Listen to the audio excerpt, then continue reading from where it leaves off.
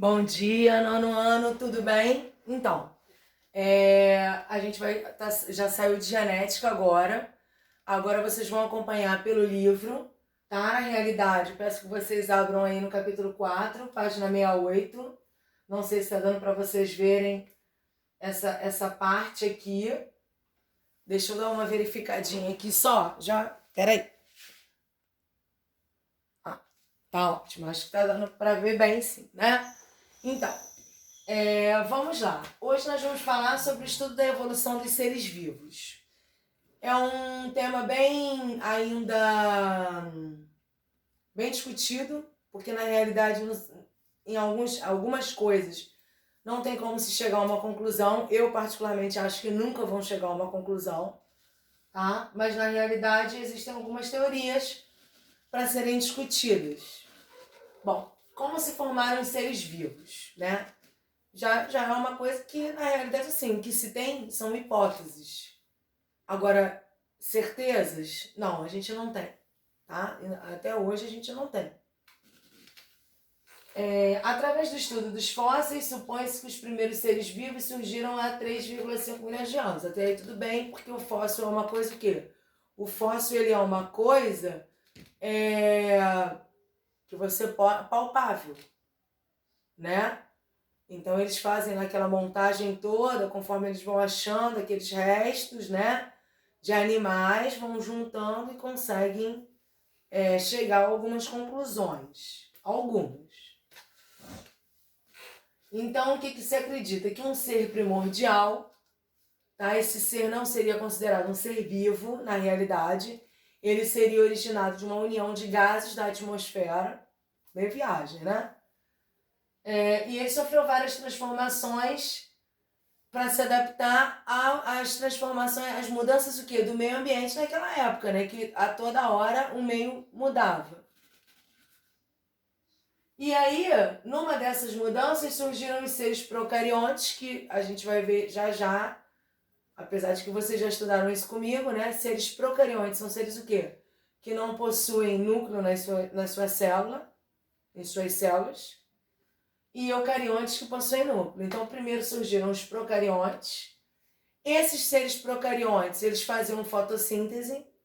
À medida que eles faziam fotossíntese, eles liberavam oxigênio para a atmosfera. E esse oxigênio foi acumulando na atmosfera. E aí, anos depois, surgiram os seres eucariontes, que dependiam desse oxigênio para sobreviver.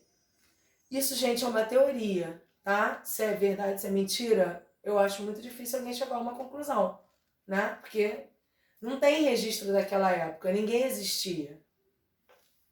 Vamos lá então. O que é evolução? A gente vai voltar em ser procariontes e eucariontes, fiquem tranquilos. É um processo de transformações e adaptações que os seres vivos sofrem para se adaptar, depois eu conserto isso aqui, ao ambiente, tá? A evolução pode ser comprovada através dos fósseis, né? Foi o que eu já falei para vocês. Eles vão achando restos de animais, eles vão achando pegadas, petrificadas, enfim, e vão tentando, a partir dali, daquelas estruturas que eles vão encontrando, vão tentando seguir uma linha de raciocínio para tentar chegar a alguma conclusão. O que são fósseis? Uma pegada, uma parte do corpo, uma impressão corporal, são considerados vestígios de um ser vivo. É como se fossem documentos naturais que possibilitam conclusões de como eram os seres vivos no passado. É claro que são pessoas que são preparadas para isso, para fazer o estudo desses fósseis. Tá bom? E voltando no que é a evolução ela continua ocorrendo nos seres vivos, tá? A mutação das bactérias, por exemplo, é um tipo de evolução. Covid-19 é um tipo de evolução do vírus, do coronavírus, tá? Que evoluiu e agora ele está mais resistente, mais difícil de matar, né? De acabar, de destruir. Ele está destruindo com as pessoas, né? Ele está acabando com as pessoas. Mas para destruir ele é mais difícil, né? Por que isso? Porque ele sofreu o quê? Uma mutação. E essa mutação, ela é o quê? Uma evolução.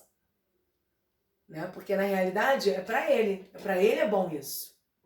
Né? O que ele está fazendo para ele é ótimo.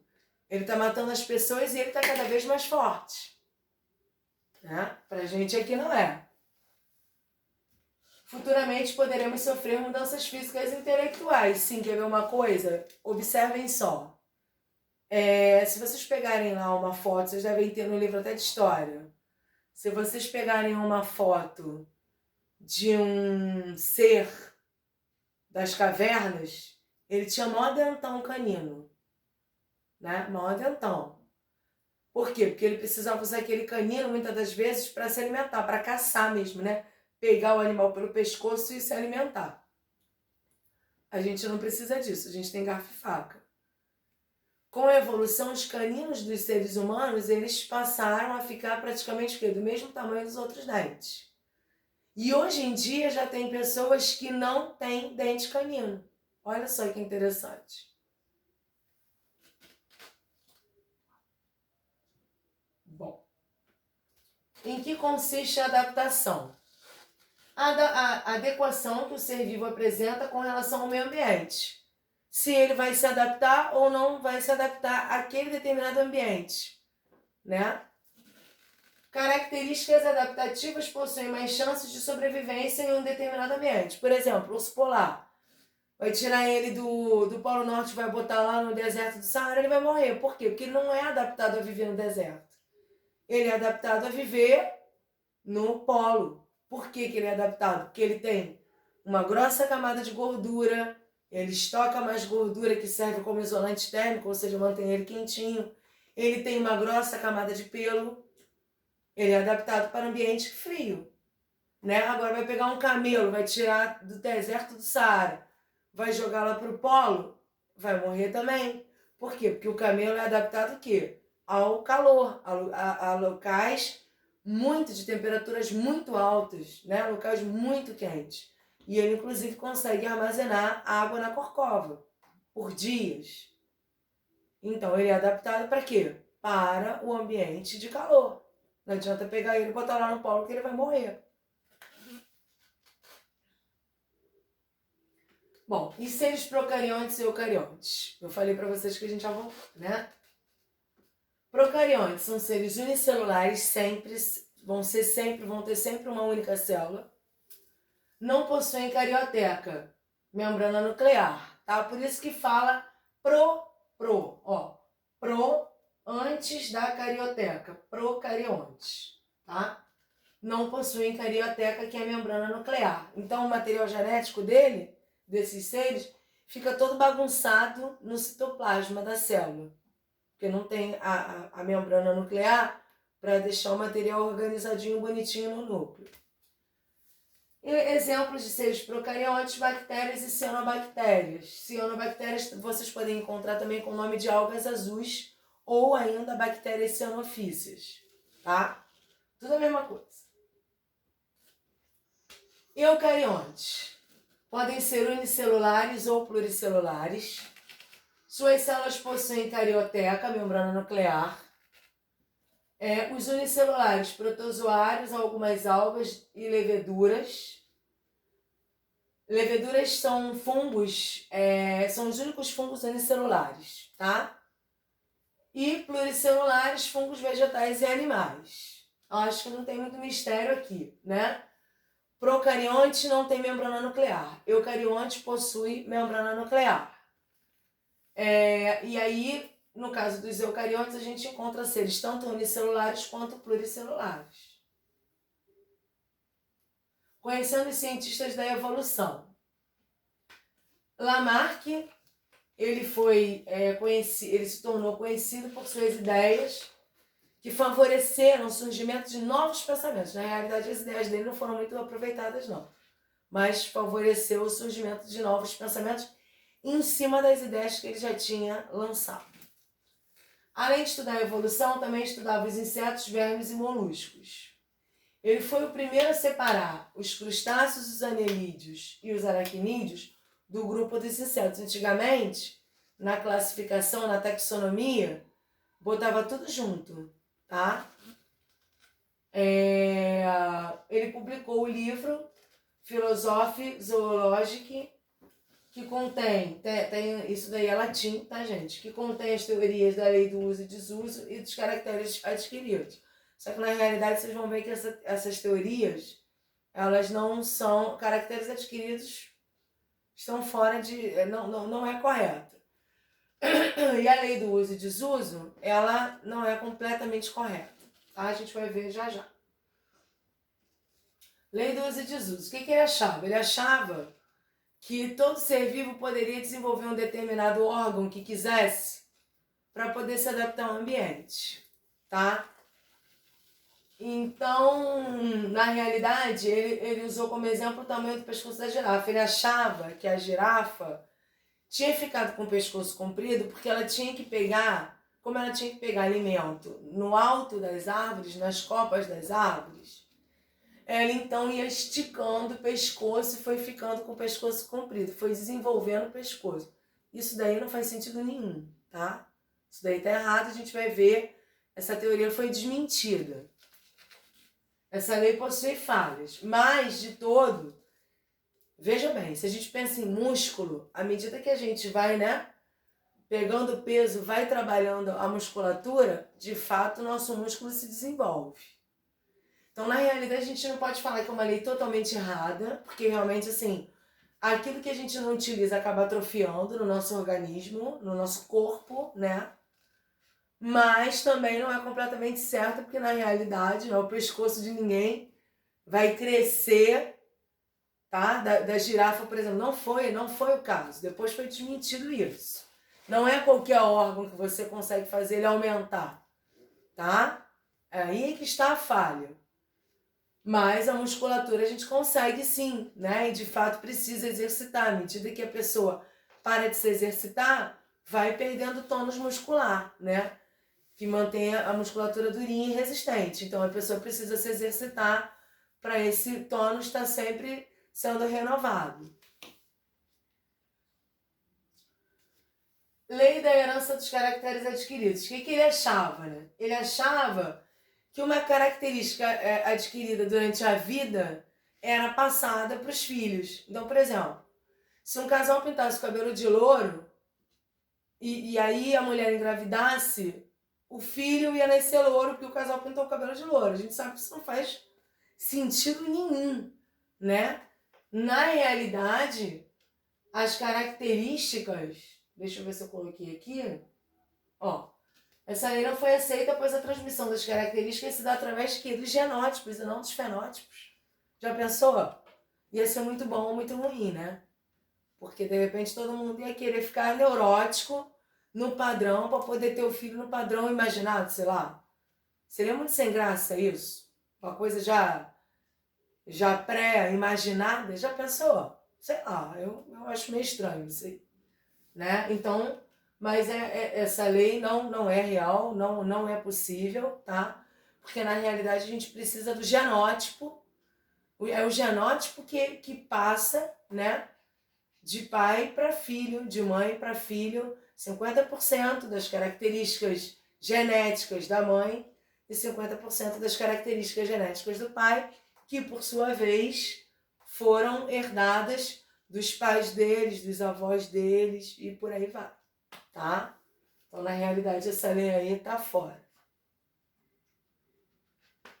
Bom, e aí falando de Darwin, por fim, Darwin, o que acontece? Ele é considerado o pai da teoria da evolução das espécies. Ele é autor do livro A Origem das Espécies, previu as dinâmicas genéticas e consolidou a biologia moderna. Tudo isso aí, com um nome bem estranho, vocês vão entender um pouquinho quem foi. Peraí, vamos lá. Fez pequenas descobertas no ramo da história natural, tá? Ele participava de pequenas excursões de estudos sobre biologia, sobre biodiversidade. Peraí só um instantinho, gente. Nina. Desculpa, tá, gente? Bom, vamos lá, então. Participou dessas excursões de pesquisas e foi convidado para uma viagem numa embarcação chamada Beagle, tá? No livro de vocês tem embarcação. Eu sempre ouvi falar que foi um navio chamado Beagle, mas não faz diferença. A viagem durou 5 anos e ele foi colhendo, cada lugar que ele ia visitando foi pela América, essa viagem, e pelas ilhas próximas ali. Ele ia colhendo amostras de todos os locais que ele visitava e ia fazendo pesquisas sobre a evolução. Ele ia estudando aquelas amostras, né? E fazendo estudos sobre a evolução. E aí, ele chegou à conclusão de que os seres vivos evoluem de forma lenta e gradativa. Gente, a evolução, ela existe, foi o que eu falei para vocês. Tanto ela existe, eu falei dos dentes, eu falei dos dentes, né? Do tamanho dos dentes, que foi diminuindo, do Covid. Essa evolução, ela existe, mas ela acontece assim, de forma lenta e gradativa. Porque para alguma característica ser transmitida de pai para filho, ela tem que estar na genética, no DNA. E não só na parte externa, não só no fenótipo, tá? Não repara não, tá, gente? A gente continua a aula, que não vai prejudicar em nada. Não sei nem se vocês estão vendo. É minha bebê, ela fica carente, sabe? Um caso sério. Vamos lá, então. Mais aula de biologia, né? Tudo a ver. Tá pedindo colo, ó. Vamos lá. Não repara não, eu tô descabelada, gente. Eu sou a filhinha da tia Renata, eu tô descabelada, eu sou a Nina. Ela é terrível.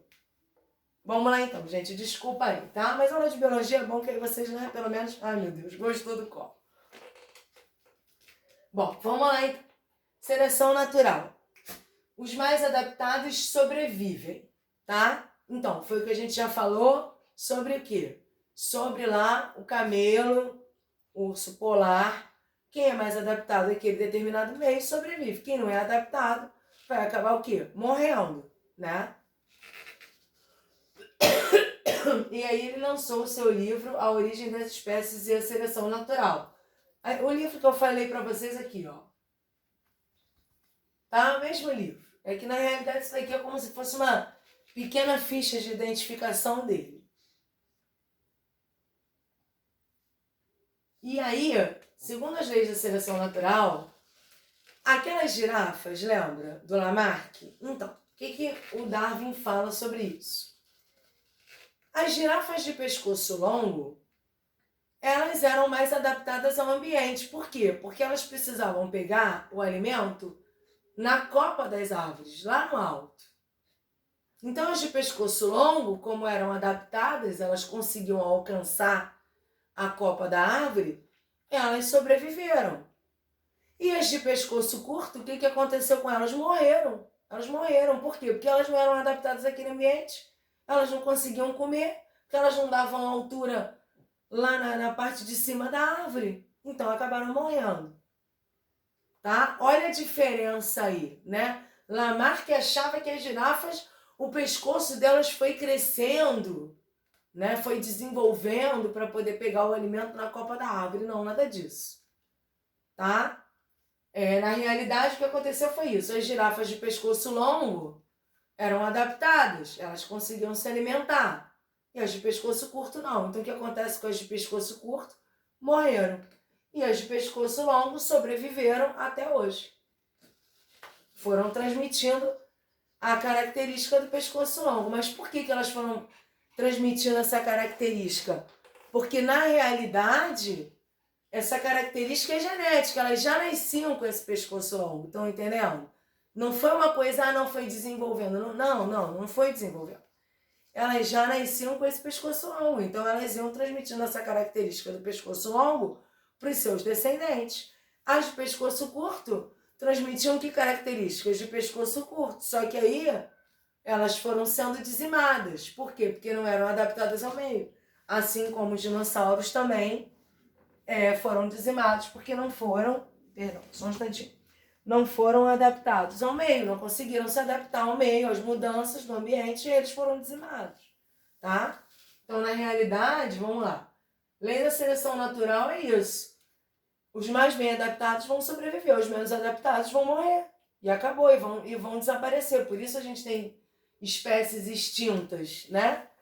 Por isso. Só que, assim, agora perdão, com a intromissão do homem, que até com essa doença, com essa pandemia, tá dando uma segurada e a natureza tá conseguindo se refazer. Tá muito ruim pra gente, tal, é complicado, é muita gente morrendo, a gente fica, né? Eu nem vejo mais reportagem, digo pra vocês de pureza da alma, não vejo mais reportagem, porque realmente, sabe, não rola. Se você ficar assistindo, você fica deprimido, né? Então eu prefiro não ver. Não vou poder fazer nada mesmo. Tô respeitando o isolamento, tô fazendo o isolamento direitinho, tomo cuidado, evito o máximo de sair. Então tô fazendo a minha parte. Mas a natureza, ela tá conseguindo se refazer, porque o homem não tá se intrometendo muito, né? Porque não tá podendo muito sair. Gente, olha só, uma coisa que eu preciso falar pra vocês. Façam os exercícios no próprio livro e quando vocês receberem lá o gabarito, dias depois, corrijam no próprio livro.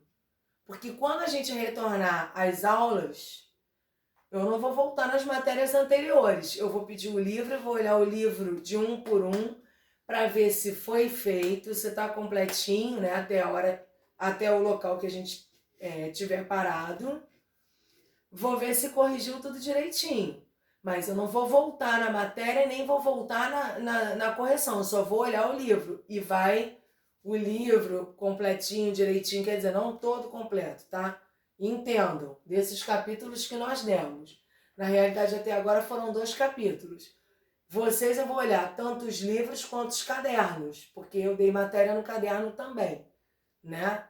Então eu vou olhar tanto os livros quanto os cadernos para ver se vocês estão acompanhando direitinho quando a gente voltar a ter aula presencial. Então mantenham o livro atualizado, mantenham o caderno atualizado, tá bom? Não precisa ficar imprimindo gabarito. Não é para imprimir gabarito, é para corrigir no próprio livro, tá bom? Por hoje é só, o capítulo é curtinho, espero que vocês tenham gostado da aula. Qualquer dúvida eu tô lá na plataforma, é só perguntar ou mandar um e-mail, tá bom? Beijo grande.